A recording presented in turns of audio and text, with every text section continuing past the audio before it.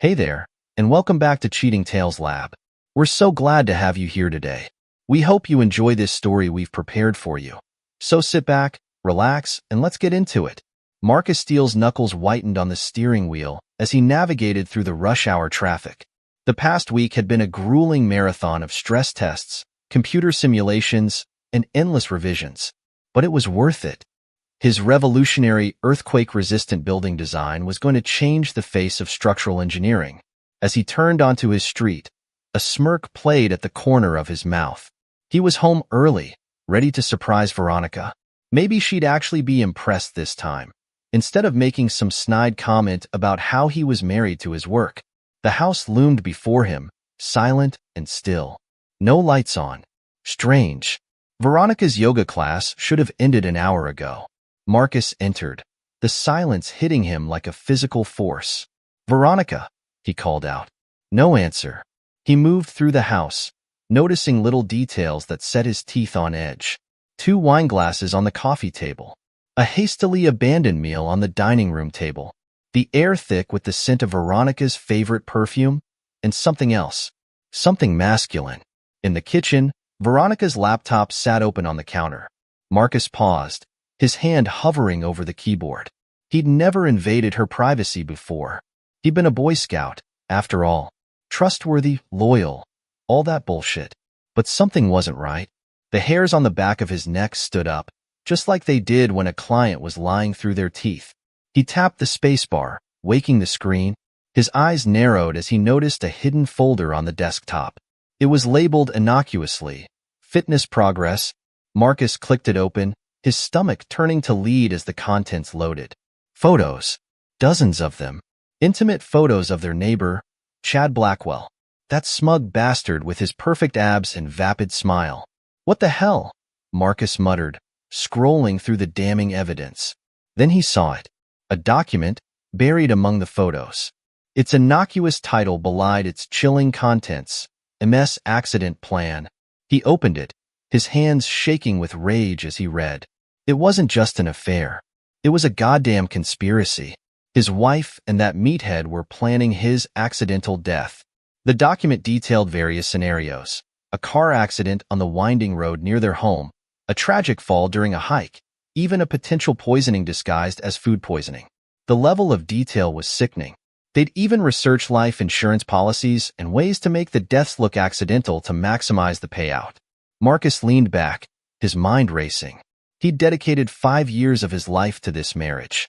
5 years of hard work, compromise, and what he thought was love. And this was how she repaid him? He heard the front door open, Veronica's laughter floating through the house. Quickly, he closed the laptop and moved to the living room, schooling his features into a mask of exhaustion. "Oh." Veronica startled as she saw him. "You're home early." Marcus nodded, watching her closely. The slight widening of her eyes. The way she subtly checked her appearance in the hallway mirror. "Yeah, wrapped up the project ahead of schedule." "That's great," Veronica said, her smile not quite reaching her eyes. "You must be exhausted. Why don't you go relax while I whip up some dinner?" Marcus forced a tired smile. "Sounds perfect. I'm going to grab a shower first." As he climbed the stairs, his mind was already formulating a plan. Veronica and Chad thought they were so clever. Well, they were about to learn just how badly they'd underestimated Marcus Steele. In the shower, Marcus let the hot water cascade over him, washing away the shock and leaving only cold, calculated anger. He replayed every moment of his marriage, searching for signs he might have missed. How long had this been going on? How many times had she lied to his face?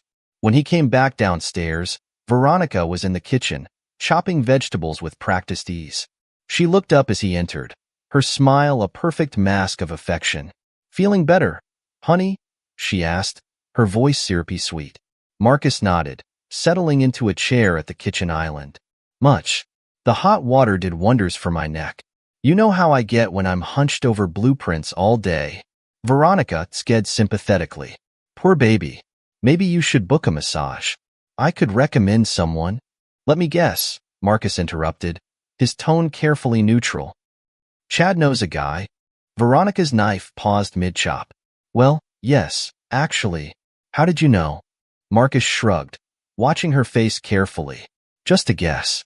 Chad seems to know everyone in the fitness world. He does have a lot of connections, Veronica agreed, resuming her chopping. It's good for his business. I'm sure it is, Marcus murmured, his mind racing. How many of those connections were actually lovers? How many other husbands had Chad cuckolded? As they ate dinner, Marcus played his part perfectly. He complained about work stress, praised Veronica's cooking, and even managed to laugh at her jokes. All the while, he was cataloging every micro-expression, every slight hesitation in her responses. So, he said casually as they cleared the table, "Any plans for the weekend?" Veronica shrugged, not meeting his eyes.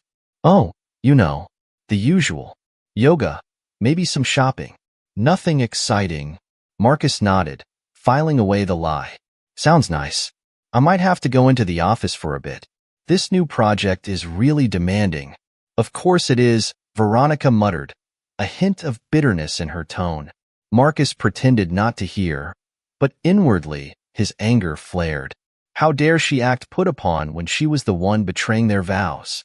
As they settled in for a night of mindless TV, Marcus's mind was working overtime. He had a lot to do, and not much time to do it. But one thing was certain. Veronica and Chad were going to regret the day they decided to cross Marcus Steele. The next day dawned bright and clear, a mockery of the storm brewing in Marcus's heart. He maintained a facade of normalcy, kissing Veronica goodbye as she left for work.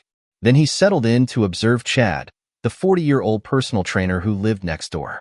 It didn't take long for Chad's true colors to show. As Marcus pretended to work on his laptop on the front porch, he watched Chad berate a young delivery person who'd brought him a package. "Are you freaking stupid?" Chad's voice carried across the lawn. "I said leave it by the garage, not the front door. What if it had rained?" The delivery person, a teenager by the looks of it, mumbled an apology and quickly moved the package. Chad watched with a sneer, his muscled arms crossed over his chest. "Yeah, that's right. Run along, you useless waste of space," Chad muttered, just loud enough for Marcus to hear. Marcus's grip tightened on his coffee mug. What the hell did Veronica see in this asshole? As the day progressed, Marcus found more reasons to despise Chad. He watched as the trainer yelled at a group of children playing too close to his precious sports car, threatening to call their parents if they so much as breathed on it. Later that afternoon, the neighborhood gathered for an impromptu barbecue. Marcus stood by the grill, expertly flipping burgers while keeping an eye on Chad and Veronica. Chad swaggered over, a beer in hand. "Hey there, desk jockey. Surprised to see you out in the daylight. Thought you'd burst into flames or something." Marcus forced a chuckle.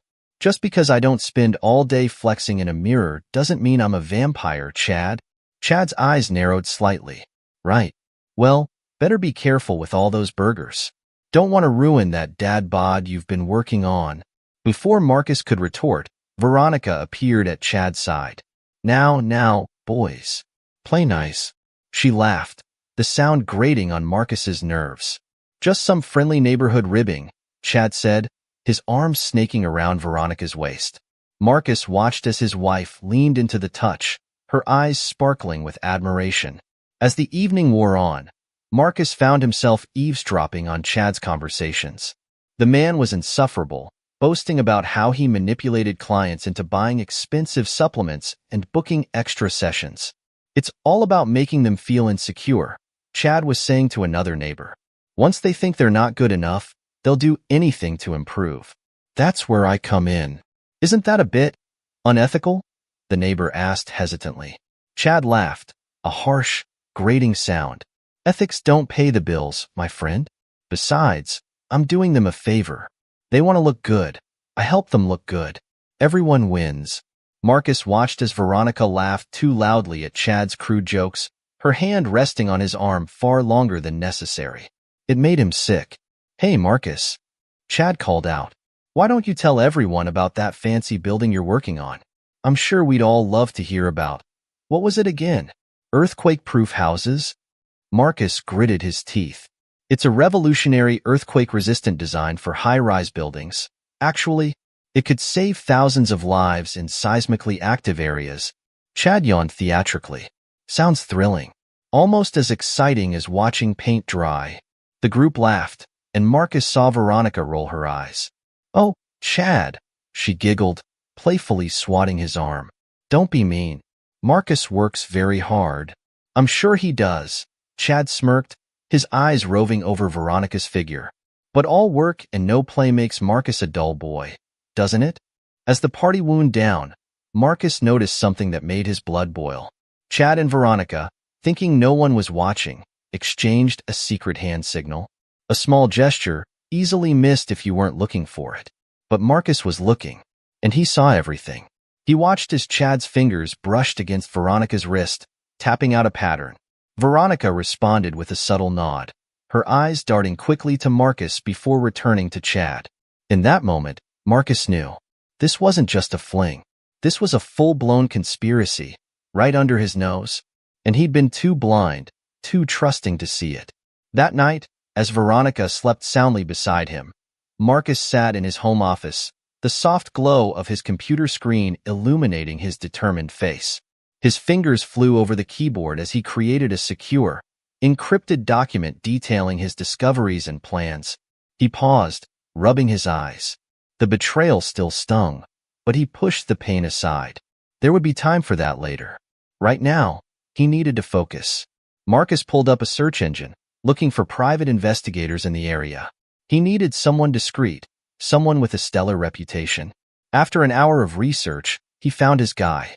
Ex-military, top reviews, known for his discretion. Perfect. He drafted a quick email. "Mr. Hawkins, I find myself in need of your services. Discretion is paramount. Please contact me at your earliest convenience to discuss the details. Regards, Marcus Steele." Next, he drafted an email to his company's legal team. He needed to protect his new design, ensure that Veronica couldn't get her hands on it in case things went south. He hesitated for a moment before hitting send. There was no going back now. "Legal team, I've completed the preliminary designs for the earthquake-resistant structure. Given the sensitive nature of this innovation, I believe we need to take extra precautions to protect our intellectual property. Can we schedule a meeting to discuss patent applications and potential non-disclosure agreements for all involved parties?" Best. Marcus Steele. As the first light of dawn crept through the windows, Marcus began the process of creating a private trust for his assets.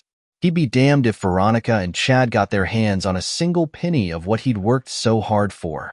He created a new document outlining the structure of the trust. Steele Innovation Trust. Purpose: to protect and manage the intellectual property and assets related to Marcus Steele's engineering innovations. Beneficiary: Marcus Steele. Trustee: TBD, research reputable trust attorneys. Assets to be transferred: 1. Patents, pending and future. 2. Royalties from engineering designs. 3. Investment accounts. 4. Finally, exhausted but satisfied, Marcus crept back to the bedroom. Veronica was still asleep, her face peaceful. How could she look so innocent while plotting his death? Silently, he slipped a high-tech tracker into her purse. It was small, undetectable unless you knew exactly what you were looking for. And Veronica, in her arrogance, would never think to check. As he slid back into bed, Veronica stirred. "Everything okay, honey?" she mumbled, half asleep. Marcus allowed himself a small, grim smile. "Everything's fine, dear. Just fine." "Did you come to bed at all?" she asked, her eyes still closed. "Of course," Marcus lied smoothly. "Just got up early to do some work. You know how it is with this new project." Veronica made a non-committal noise, already drifting back to sleep. Marcus watched her, his mind racing with plans and contingencies. Little did Veronica know, the game was already changing, and Marcus Steele was playing to win. He had been underestimated his entire life, by his parents who thought he'd never amount to anything, by his professors who said his ideas were too ambitious, by competitors who thought they could outsmart him, and now, by his own wife and her lover. Well, they were all about to learn a valuable lesson. Marcus Steele didn't just play the game. He rewrote the rules. As he lay there, feigning sleep, Marcus began to formulate his next moves. He'd need evidence, irrefutable proof of their affair, and their murderous intentions. He'd need to secure his finances, his work, his future. And most importantly, he'd need to make sure that when he struck, it would be swift, decisive, and utterly devastating. Veronica and Chad thought they were so clever, so superior. They were about to discover just how wrong they were. Marcus allowed himself a small, grim smile. The hunt was on, and he was the predator now. Marcus Steele stood in the kitchen, his face a mask of practiced concern as he broke the news to Veronica. "Honey, I'm sorry, but I have to go on a business trip. It's last minute, but crucial for the project." Veronica's eyes widened, a flicker of excitement quickly suppressed. "Oh, how long will you be gone?" "A week, maybe 2, Marcus replied, watching her closely. "It's a big deal. Could really put us on the map." Veronica nodded, her lips curving into a sympathetic smile that didn't quite reach her eyes. "Of course, darling. Your work is important. I'll manage here." Marcus turned away, ostensibly to pack, hiding the cold smile that threatened to break his facade. Veronica's poorly concealed excitement was all the confirmation he needed. The bitch couldn't wait to have him out of the house. As he zipped up his suitcase, Veronica leaned against the doorframe, arms crossed. "You know, this might be good for us. Absence makes the heart grow fonder and all that." Marcus nodded, shouldering his bag. "You're right. Maybe we both need some time to appreciate what we have." He kissed her cheek, the gesture as hollow as their vows, and headed out the door. In the rearview mirror, he watched Veronica wave goodbye, her other hand already reaching for her phone, probably texting Chad.